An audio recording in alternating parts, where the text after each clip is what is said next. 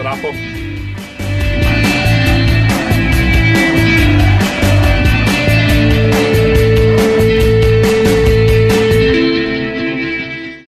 It is the wrap-up, and me, Gareth Roberts, I'm with Dan Austin today, and we're at Anfield outside the famous Shankly gates. The reason being is that it's 36 years this week since Bill Shankly passed away, only 7 years after he resigned from the job as Liverpool manager, 15 years in charge. Most people know what he did. He transformed the club from a second division side to one that was winning things, lifting things, being boss, playing in red. He basically moulded the image of the club and made it great. But what I thought would be interesting is to just have a chat about it, really, because, you know, I'm 41. Dan's what? 22. Nearly 20 years between us, which is quite depressing. But you know, to me, even though I didn't get to see Shankly's teams or get to see, you know, Shankly lift a trophy, 74 was obviously the last one. I was born in 76.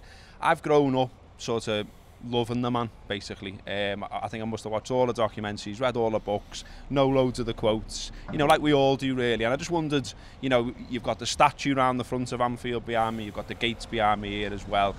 You know, how important is it to you as well, Dan? I mean, you know, I've said it's important to me, but to you, is it something that you've grown up with as well? Is Shankly a thing for you as well? I think it's probably equally important, but in a slightly different way. I think people from my generation are sort of aware that, or we take for granted sometimes that Liverpool Football Club is a big club and has got a good football team, but this was the fella that started it, basically. Yeah. They might have won trophies pre-war and stuff like that, but they were never the sort of behemoth that they are now, and it began with him. And I think even though maybe the sort of, you know, the stories about individual matches and stuff have maybe got a little bit lost for people with me. I couldn't tell you about, you know, specific finals or specific league title wins that he was involved in, but the sort of the romanticism of the quotes, of the kind of narrative of him building it up from nothing into this, you bastion of invincibility. Absolutely. Sticks with us. And then I think as well, for my generation, we've sort of got our own version of it in Benitez in a bit of a way. I grew up with the Liverpool team being, apart from the treble season, not that good and not sort of feared around Europe and all that other sort of stuff. So I think there's a sort of, there's a bit of a mirroring between them, in that you've got this sort of fella who built them back up in the first place, and then my generation who've never really experienced that got it with this second Spanish fella taking it and then giving life back into it again and really making you feel proud of it again. I think why he remains relevant is that he's helped to give Liverpool an identity which includes fighting, which includes spirit, which includes believing you're the best, even when perhaps you're not, which includes an ambition. I think that's huge to say, because when he arrived at this club, it was an absolute mess. The toilets were in a state, you know, they didn't have any decent players, and he made things happen, he forced things to happen. He grabbed the club from where it was and took it up, and I think that's so important to talk about. And we've all got our sort of favourite quote, and one of mine is this one here, which is about the idea of players who don't put it in. Shankly would have liked to put them in prison. Nowadays, I think that if a man needs who's playing in front of the public is being well paid, and he doesn't dedicate himself to the job, I would be hard on him. If I could, I'd put him in jail, out the road, society, because he's a menace. So yeah, I love that. I love the idea that, you know, a player who's not giving his all gets lashed into a prison by Bill Shankly. Any favourite quotes yourself, Dan? I think my favourite has got to be the one about there being only two good teams in Liverpool and Liverpool reserves. Just because it's so juvenile and it's proper playground humour, and it's about taking the piss out of your rivals, which I think is the best thing about football. And it's just about football being fun, and I like that. Yeah, I mean, I think Shankly embraced why fans loved football as well. He engaged with them all the time, of course. He wrote letters to thousands of fans. It seemed like there's loads of pictures kicking around of him at typewriters. So, you know, a great fella, but also as well, I think, you know, it is always worth looking back and at his words. Have a listen to his words as well. They're on Spotify, bizarrely, which I found this morning, which is brilliant. But one thing I did listen to today, which Shankly was talking about, was patience. And a lot of his sides had that. A lot of good sides in general have that. And what he was talking about there is, you know, it might not be going well in a certain match or whatever, but you've got to keep the faith that you're a better side, that you're a good team, and that the goal is going to come. And what he talked about was, if you scored in the 85th, 86th, you know, and so on, towards the end of the game, it absolutely kills the game. It lifts us, it kills them, it's all over. And, you know, it might be that Liverpool needs something like that right now, mightn't it, Dan?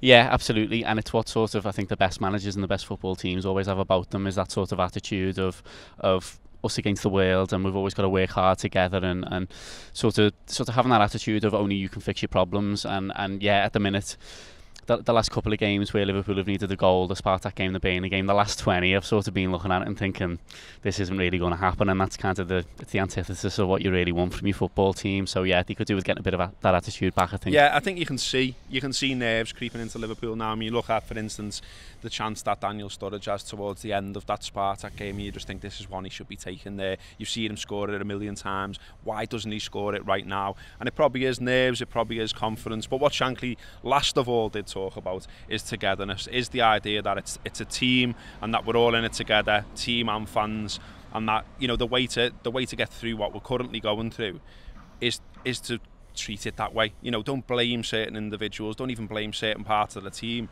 As a team, get through it. And I personally think we can go to Newcastle and get a result. I hope so, because I'm going down there myself. But this is Neil now talking a little bit more about the Newcastle game. It's a proper team and it's a proper club. There's something about football in the North East that captures your imagination. Football in many ways starts because of the North East, because of the Midlands, because of the North West. It's where football's bedrock is, and you look at what those northeastern sides did in the early days of football and you understand why it took hold, and it will always take hold. Like us, it's in the bones. That's the first thing to remember about this. The second thing that's in their bones, like us, is Rafa Benitez.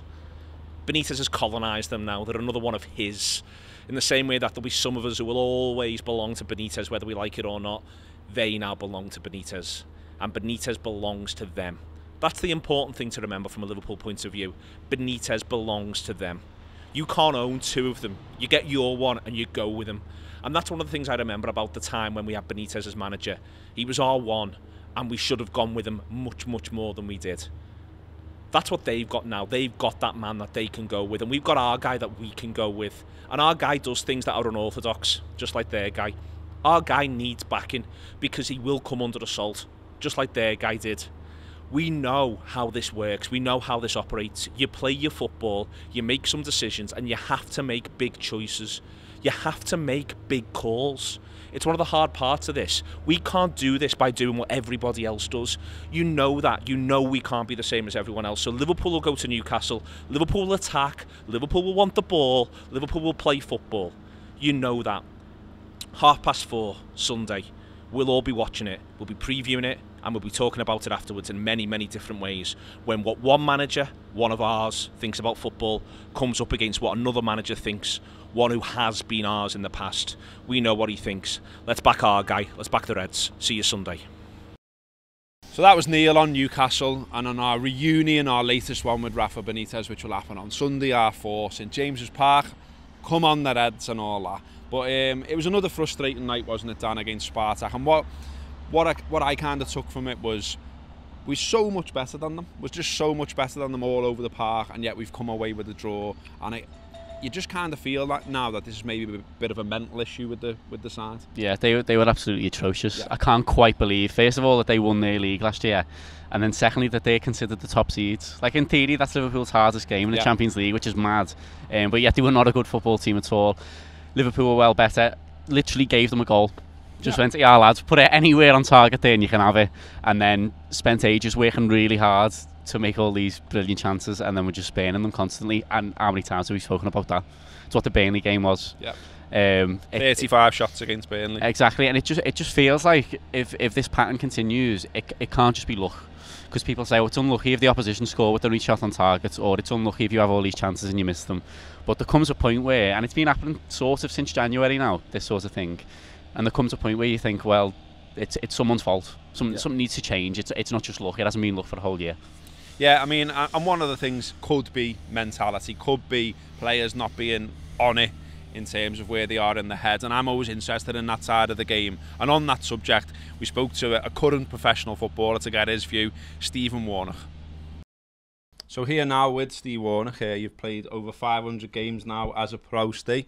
I'm sure you've been in this type of situation before where everyone's being critical of you, maybe, of the team, you know, results aren't going your way. How do you mentally deal with that, and how do you get out of that rut that Liverpool seem to be in right now? I think it's very difficult. I think it's a question that gets asked all the time, because why do you get in that rut? How do you get into it? It's one of them questions that will never be answered, because if it was answered, everyone would get out of it quicker. It's how managers and players handle it. I think sometimes you look to your bigger players and you hope that they step up to it and sort of deal with the pressure and sort of put it on their shoulders and say, I'll get on with it, don't worry about that. I think I told you a story about Ronaldo, didn't I, in the Champions League final, where he walked down the tunnel. I think Paul Clement told us, and he was saying, don't worry lads, I've got this. And it was sort of like, right, okay. Wow. Yeah. And I think you need strong characters in your team. You need players who are quite happy to try things in tough situations where it might not work for them, but they know that they've got to give it a go. Because I think sometimes you often hear, go back to basics. Yeah. Everyone says go back to basics, but from working with certain managers, they'll always say do the basics and stick to the basics, because the basics are what get you results and get you the right way of playing, if you like, in confidence. So it is difficult to know what to do. I think your manager's got to be strong enough to back his team, give them confidence, and how he does that, it's obviously it's a different situation with every manager. They have their own way of doing it and dealing with that pressure. I mean, as a player, do you think you can end up sort of almost overthinking it? So you're going on the pitch and you've got this pressure in your head, the run that you've been on, and you might not play your natural game. I think so, yeah. I think you're always worried what the crowd's reaction might be if you go to take someone on, it doesn't happen. If you're a defender and you get beaten, sometimes it can be little things where a defender can be defending and he's won a tackle, but it's ricocheted and it's gone through, and you think, not again. Yeah. And it is one of them things, and the next game you might go in for that same tackle and it ricochets out of play, and you think, all right, I'm back. Or it's a little thing that can change something. But players get that feeling as well. Sometimes you'll get it even when you're on a good run and you're hitting the post or the ball's just not falling your way, and you'll think, it's not our day today. Shut up shop, get away from here, and we'll regroup. And sometimes you'll come off after the game and go, that was just one of them days where we knew no matter what we did, it wasn't going to work. Okay, well, that's really interesting as ever from Steve. We'll be speaking to him at length on the ProView, which is part of the Tour Player subscription. £5 a month, you should know that by now. We've been banging on about it on every single video. But it is good, and Steve's good, and he offers some insight. So it's not just stuff from fans, it's stuff from Steve too. So if you don't give Tour Player a try already, please do. That has been the wrap-up.